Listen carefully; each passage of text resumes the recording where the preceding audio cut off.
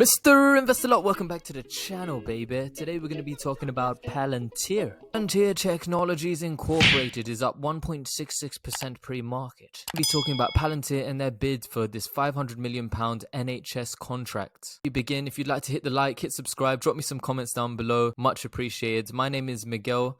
I have 1,001 Palantir shares at this moment of time. Please remember, none of this is financial advice for entertainment only, but we're going to be covering Palantir, the history of the NHS, and the likelihood they get this contract. So about 4 weeks ago, Bloomberg came out with this article about Peter Thiel and how they are the UK National Health Service contract top pick. So Peter Thiel is a German-American billionaire. He is one of the founding partners of Founders Fund, which is a venture capital firm. He's also a co-founder of PayPal. He seeded the analytical software firm Palantir Technologies. He was the first outside investor in Facebook. So this guy has a really keen eye and he's really good at spotting investments. Some of the press in America, the New York Times for example, has said that Peter Thiel has courted NHS England with pandemic help and assertive lobbying. So he's really pushing for them to win this £500 million contract. A little bit of background for you guys that may not know. The NHS is the National Health Service in the UK. It's publicly funded. According to Google, it is the second largest payer healthcare system in the world after the Brazilian Sistema Único de Saúde. The annual budget of the NHS is £190.3 billion in 2022. So how can it be free healthcare? The NHS is mainly funded from general taxation supplemented by your national insurance contributions. So we pay income tax, we pay national insurance here. This was actually founded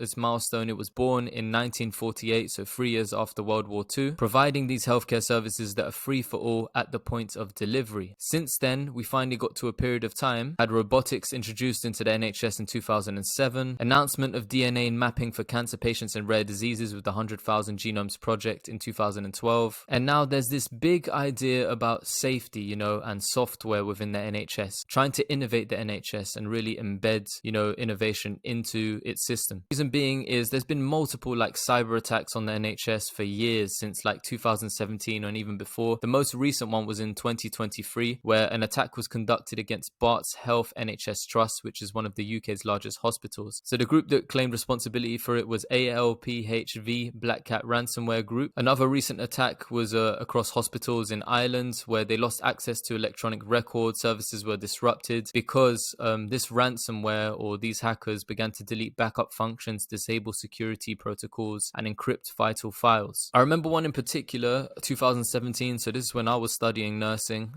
So in May 2017, a computer virus known as WannaCry, which encrypts data on infected computers and demands a ransom payment to allow users access, was released worldwide. So this cyber attack managed to hit and affect the NHS in England, and I believe they did it through emails. So they were sending emails from certain employees, and certain employees opened and clicked links, and then all of a sudden computers were locked down and held for ransom, and they were asking for $300 in Bitcoin in order to unlock these computers. In the meantime, this was affecting patients and healthcare and people having operations. All of the NHS computers were locked down. The total cost of the WannaCry cyber attack cost the NHS £92 million.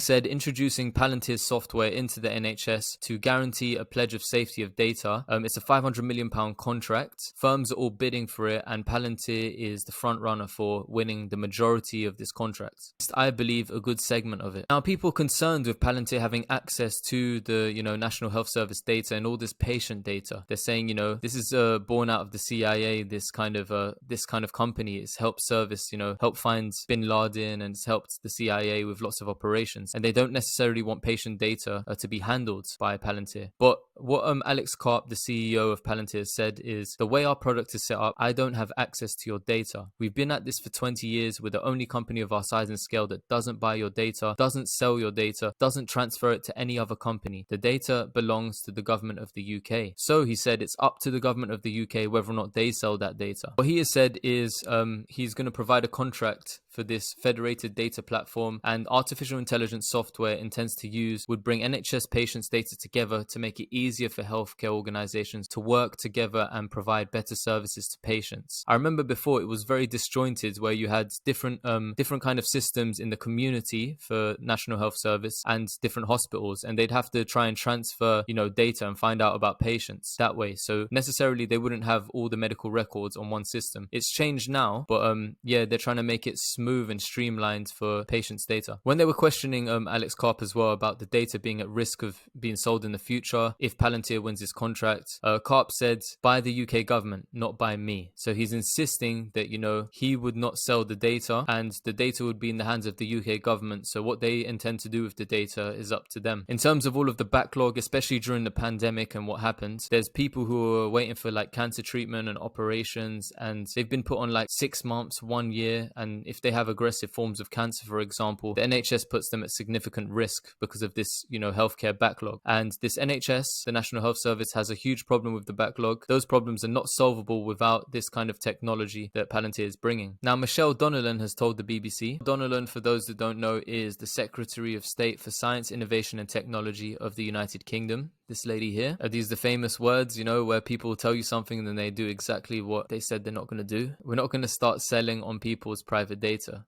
Of course not, without their consent. Now, Labour's Shadow Secretary Wes Streeting insisted Labour is completely clear. We will not sell off NHS patients' data. Rishi Sunak must today issue a clear statement that NHS patient data will not be sold to private companies. Who trusts Rishi Sunak? You know, where there's money to be made, everybody, you know, these guys, the politicians are like dog eat dog. They don't care for the people. They never have. They never will. And as soon as people get into power, it's all, you know, contracts going to private companies that their friends run, you know, that are somehow connected to them, where they're going to get a little juicy slice of the pie. And it's always been like that with government contracts. It's crazy. And this article ends with an NHS spokesperson saying that patients can have confidence that data in the federated data platform that Palantir will provide will always remain in the full control and protection of the NHS. For the people over in the US that are watching this, £500 million equates to $606 million US. And as you guys know, the National Health Service, the spending in 2022 was 190 billion. Although this is like it looks like a big juicy contract, right? You know, it's over $500 million over a certain amount of time. This could also increase. And if they're able to deliver on this contract, you know, they could always increase the price. And to change over to someone who, I think Palantir is the front runner in this kind of technology, for them to actually break away from Palantir once they give them the contract will be particularly difficult, because I think they have like 10 years on their competitors at the moment of time. Over on some other websites as well, they're stating that NHS data would be safe under the contract, says Palantir boss. And he said it would not have access to patient data under controversial contract, and only any sale would be decided by the government. The article states that he acknowledges that it could be sold in future, but it wouldn't be him that would be the one selling it. And here we go, another statement by Karp saying, so if you're in England, he was stating that you assume when a private company touches your data that they're going to use it for their purposes. Palantir doesn't do that. Summing up the benefits of artificial intelligence in healthcare, Karp said, better care at the point of need. Every system in the United Kingdom will be working better, and those are real benefits. Your life expectancy goes up, your happiness goes up. You can fight against the evils of AI, including discrimination. When spoken to and asked about the dangers of artificial intelligence, he said the risk is that it develops to a point where it's a danger to all of us, which is right that governments should be actively looking at this and be ready to intervene. Final decision on the award of the £480 million,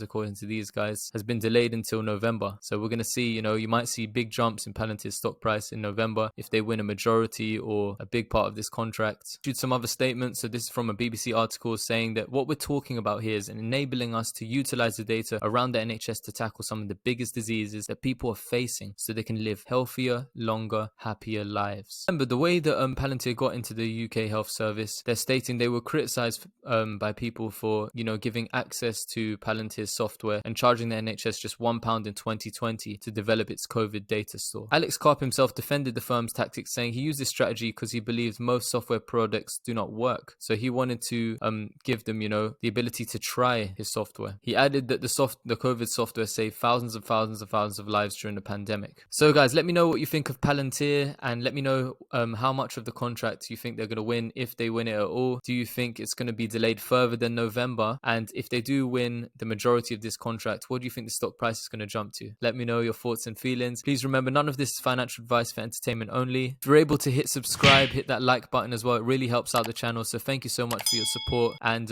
if you want me to make any other videos or look at other companies, drop me some comments down below. If you want me to explore anything that you find on Palantir, on BNGO, on, you know, any of these companies that we look at actively on this channel, just drop me a comment down below. Please always remember, none of this is financial advice, for entertainment only, and I'm going to catch you in the next video. Mr. Investor Lot, over and out, baby.